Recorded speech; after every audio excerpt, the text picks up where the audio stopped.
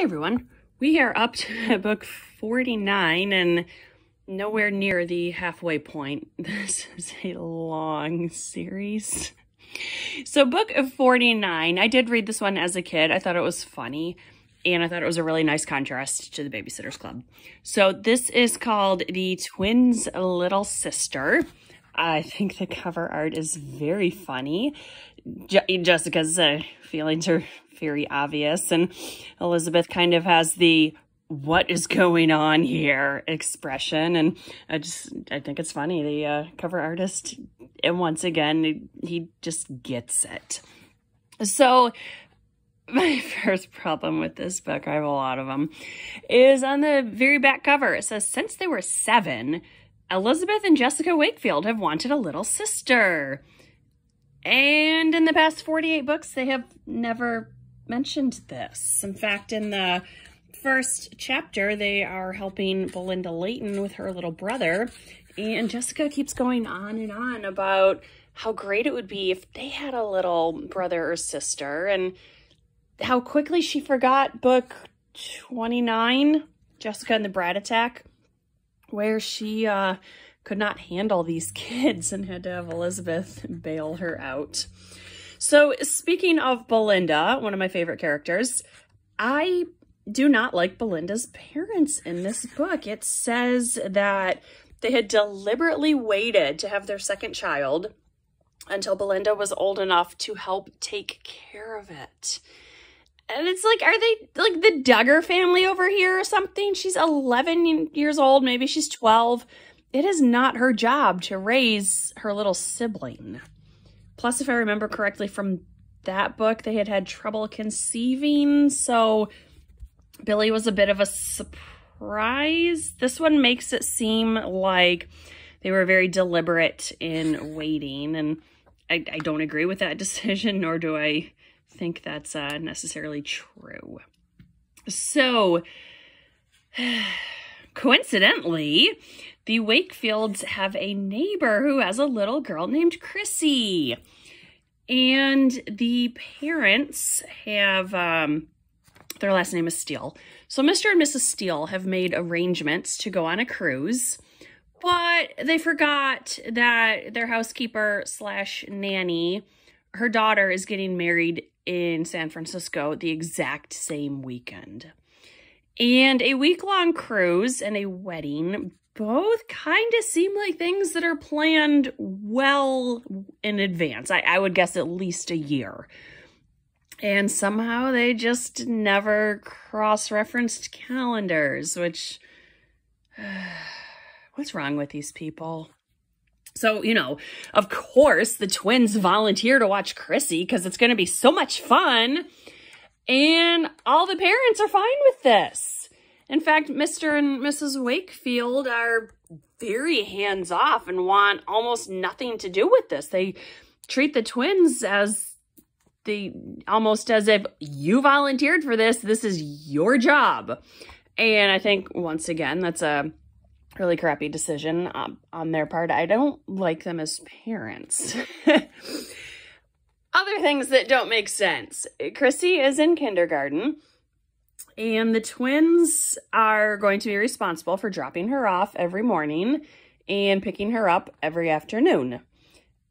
Every school district that I have ever gone to or worked at, there are staggered schedules where the high school starts earliest, middle school starts next, and then the elementary starts the latest. And they're generally about a half hour apart. So are we to assume that Chrissy is getting dropped off a half hour early every day? Who is watching her? You can't just drop off kids that early. And then, I know it's different now, but back when this book was published, kindergarten was a half day. But for the sake of this story, we're just supposed to assume that it's a full day just because the story demands it. So Chrissy she has her good days, she has her bad days. You know, she's 5. But what I thought was so funny about this book is the contrast it provides to the Babysitter's Club, where every child is perfect and every 12-year-old is a perfect babysitter. They're even better than the parents.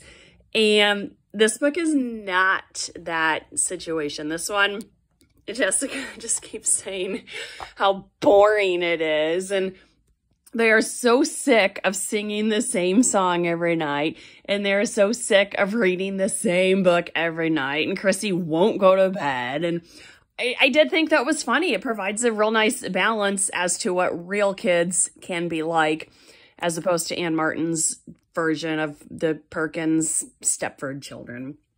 So there's a couple side plots in this book. One is that Amy is trying to raise money because she wants to buy soccer tickets for her parents' anniversary.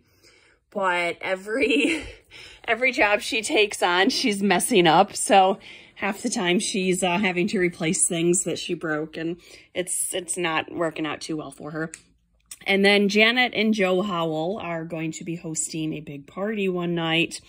And all the stories kind of come together on Friday night when the twins had already made arrangements to go to the party. Mom and Dad were going to watch Chrissy. But Mom has to work late, which her job's really demanding for a part-time job.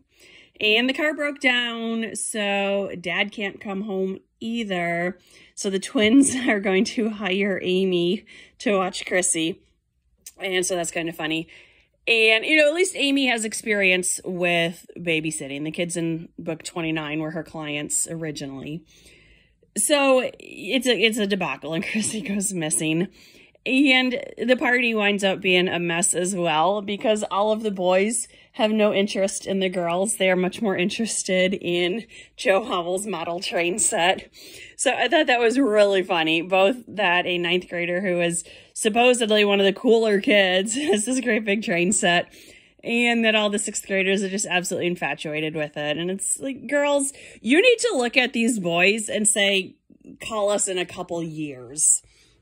So everything works out fine. Obviously, we learn that people in Sweet Valley don't lock their doors, and then they leave home for several hours and just leave their doors unlocked. That's Sweet Valley. So just a couple little 2 things that I wanted to read here. So this is from page 19. So Stephen has a new friend whose name is, what's his name? Actually, I'm going to read these 2 parts out of order. So this first one is from page 23. And his friend's name is Chad Lucas. And Chad's been to the house a couple times. And what I want to know, Jessica, Ellen said, is when you're going to see Chad Lucas again. Lila says, you think he likes you. Chad Lucas. Kimberly Haver sounded impressed. The basketball player from Sweet Valley High. He's so cute. I've seen him too, Ellen said. He is cute, but he's a high school freshman, Jessica. He's too sophisticated to go for somebody still in middle school. You must be imagining things. And I'm kind of surprised and impressed here that Ellen is the voice of reason. And then, of course, she has her flashback to how embarrassing it was with Josh when she wound up on the double date with her brother. But that doesn't deter her. And it